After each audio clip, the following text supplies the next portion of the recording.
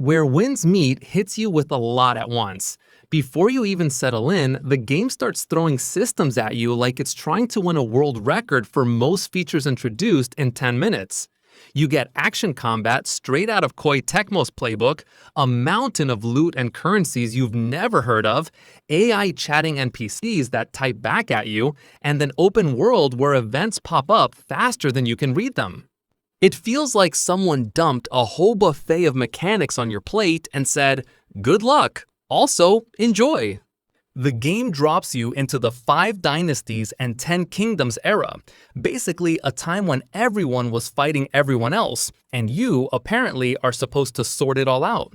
You create your own character and start a journey to fight factions, learn their moves, and uncover your past. Along the way, the world is packed with open-world distractions, dungeons, side quests, NPCs that love chatting with you via a typed-in AI system, still not entirely sure what half of them do, and loot that just keeps piling up. Honestly, it's a bit overwhelming at first. You'll feel like a kid in a candy store, except the candy comes with swords and kung fu kicks, and there's probably a trap behind one of the counters. The open world itself is impressive in some places. Mountaintops, rivers, forests, and bustling villages that feel alive, even if the textures and animations can sometimes fall flat. It borrows heavily from Ghost of Tsushima in the way wind guides you toward your objectives, and while it's a little shameless, it actually works. Just be prepared for constant distractions. Between bandits, shiny chests, and endless side quests, you might spend more time chasing carrots than actually following the main story. Where winds meet really shines when it comes to combat. The game leans into that Koei Tecmo-style action system you see in Nioh, Rise of the Ronin, or Wo Long Fallen Dynasty. Fast-paced, precise, and brutal if you mess up. There are light and heavy attacks, charged attacks, dodges, and a parry system where enemy attack colors matter. Red attacks, parry them.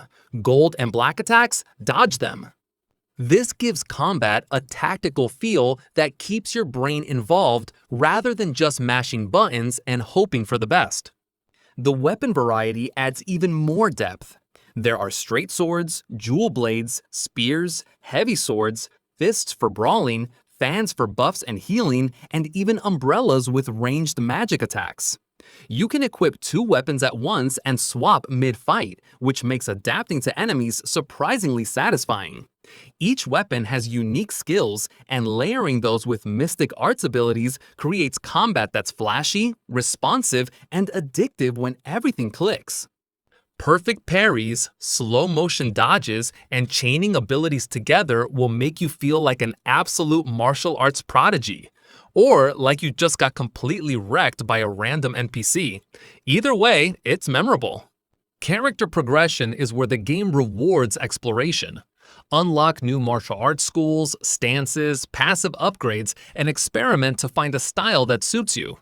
Side quests, world events, and co-op missions all contribute to character growth, so wandering off the main path is genuinely rewarding. Gear progression is also tied to chests, world bosses, and multiplayer modes, giving you a reason to hunt for loot. Some abilities even let you soar across the world, which is just as fun as it sounds. Think Spider-Man parkour meets Wuxia fantasy. Visually, the game is a mixed bag. Sweeping landscapes and dynamic weather look fantastic, but NPC animations and some textures can be inconsistent.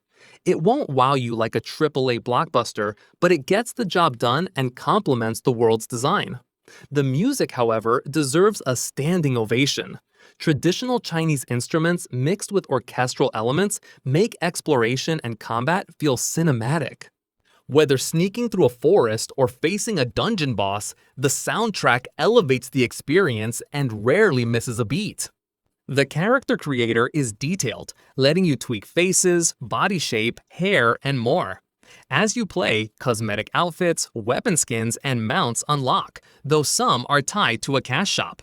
During the beta, the store felt mostly cosmetic, but there are hints of time-gated resources for loot, which could affect free-to-play progression. It's not fully clear yet how aggressive the monetization will be, so it's something to watch once the game officially launches. So, is Where Winds Meet worth playing based on the demo? The demo shows a game with ambition. It mixes single-player storytelling, open-world chaos, MMO elements, and fast-action combat in a way that is unusual but refreshing. The combat is fun, the world is packed with content, and progression feels rewarding. It also has problems. The pacing is chaotic, visuals fluctuate, animations need polish, and the monetization system could turn messy depending on final implementation. If you enjoy fast-paced action combat, massive open worlds, Wuxia themes, and endless things to do, this demo gives a strong first impression. If you prefer tighter, cleaner, more focused game design, you might feel overwhelmed. For now, the game is worth keeping on your radar, but also something you approach with a bit of caution.